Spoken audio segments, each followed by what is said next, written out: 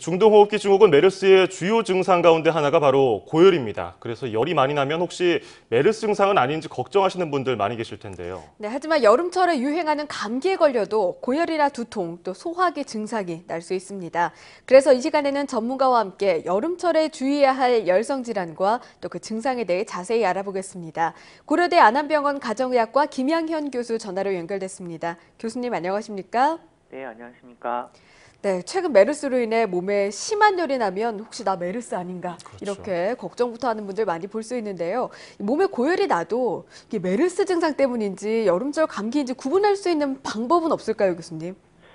보통 발열의 기준은 37.8도를 기준으로 해서 이루어집니다. 예. 그 메르스의 경우는 초기 증상이 발열, 그리고 기침과 가래와 같은 일반적인 감기 증상과 매우 유사해서 헷갈릴 수가 있는데요. 일반적인 감기는 한 3일에서 5일 정도 쉬면 좋아지고 또 증상도 잦아들지만 메르스의 경우는 한번 감염이 되면은 최근에 퇴원 환자의 사례를 봤을 때에도 보통 일주일에서 많게는 3주 정도 증상이 있었던 것으로 보이기 때문에 예. 일반 감기에 비해서 조금 더 길게 간다라고 생각이 들면 메르스를 한 번 더 의심을 해볼 수 있을 것 같습니다. 예. 일단 열이 심하게 난다고 해서 무조건 메르스다 이렇게 단정 지을 수는 없다 이런 말씀인 것 같은데 그렇다면 이 발열 증세가 나타나는 다른 여름철 질환이 있을 것 같거든요. 어떤 것들이 있습니까? 일반적으로 알려져 있는 감기가 가장 흔한 증상이겠지만요.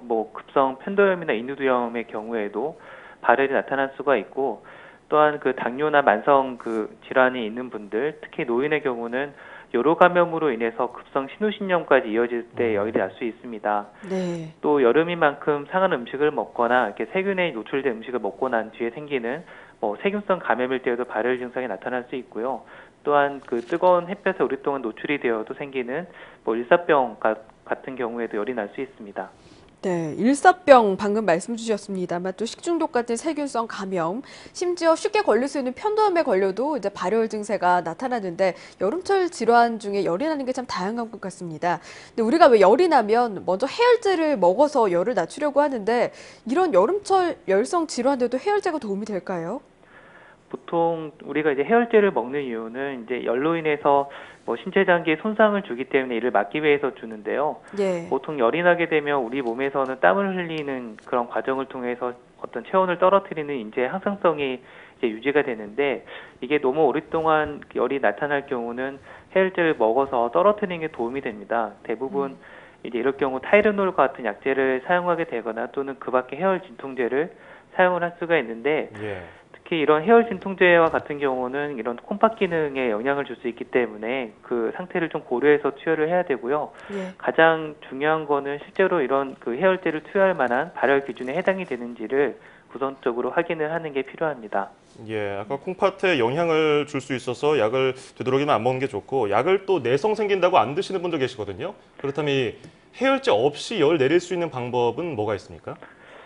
예, 보통 근데 그 해열제 때문에 내성이 생기지는 않습니다. 그렇습니까? 근데 해열제가 가장 효과적이긴 한데요. 만약에 이런 해열제를 좀 쓰지 못할 경우는 차가운 물을 마시는 게 한 가지 방법이고요. 또한 예. 이 시원하거나 그늘진 곳에 몸을 일단 그 피해주고 수건에 물을 적셔가지고 몸을 닦아주는 것도 하나의 체온을 떨어뜨리는 방법입니다. 네, 시원한 물을 또 마시는 게 도움이 되겠군요. 예. 그런데 평소에 몸에 열이 많은 분들은 내가 지금 이게 열이 나는 건지 원래 뜨거웠던 몸이 좀 더 뜨거워진 건지 헷갈릴 것 같습니다. 이게 사람마다 체온의 변화, 이 고열이란 걸 어떻게 측정할 수 있을까요?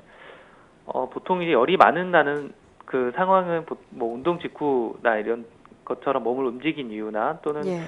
갑상선 항진증과 같은 경우도 열이 좀 대사가 항진되기 때문에 열이 날 수가 있고 또 비만일 경우도 굉장히 다른 마른 사람에 비해서 열이 많이 날 수 있습니다. 하지만 이제 열이 난다고 해서 다 발열이 있는 건 아니고 아까 말씀드린 것처럼 체온이 37.8도 이상일 때 열이 있다고 하고 예. 40도 이상일 때 고열이 있다라고 합니다.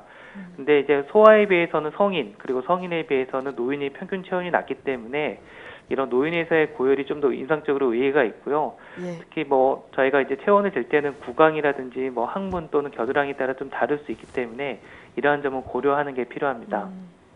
그렇군요. 이 체온계가 없는 경우에 보통 이마를 짚는다든지 목덜미를 만져서 열이 난다 이렇게 짐작을 하는데 고열이 나는지 어느 정도 열이 나는지 알 수 있는 방법 없을까요? 저희가 가장 진단 기준 자체가 체온계이기 때문에 사실 손등을 이용해 보는 간접적인 방법이긴 하지만 부정확합니다. 예. 네. 그래서 근데 열이 날 경우는 어떤 신체적인 징후를 통해서 저희가 이제 의심할 수가 있는데요. 보통 수분 탈진이 많이 되기 때문에 혀가 좀 마른다든지 또는 수분 탈진으로 인해서 맥박이 좀 상승한다든지 그리고 기력이 쇠하거나 의식을 잃는 경우가 있기 때문에 이러한 증상을 통해서는 간접적으로 알아볼 수 있지만 우선적으로는 꼭 체온을 측정해 보는 게 가장 좋습니다.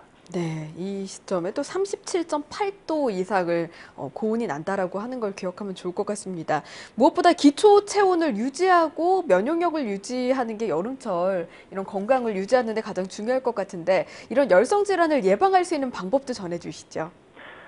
현재와 같이 전염력이 있는 질환이 있을 때에는 마스크를 쓰거나 손을 씻는 등 개인 위생에 굉장히 신경을 쓰셔야 되고요. 네. 또한 음식으로 인해서 장염이 생길 수 있기 때문에 음식을 먹기 전에도 손을 씻고 또는 위생적으로 만들어진 곳에서 먹는 게 좀 필요하고 보관에도 주의해야 됩니다.